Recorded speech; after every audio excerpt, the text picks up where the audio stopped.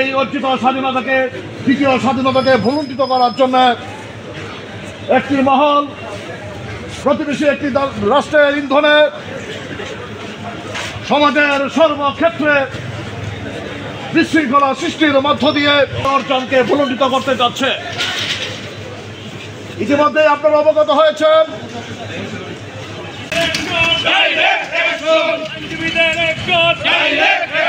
আমার ভাই বলল কেন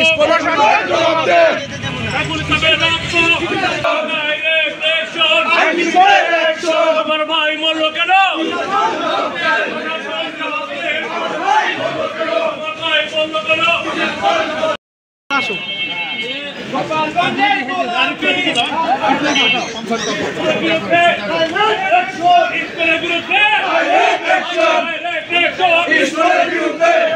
বিরুদ্ধে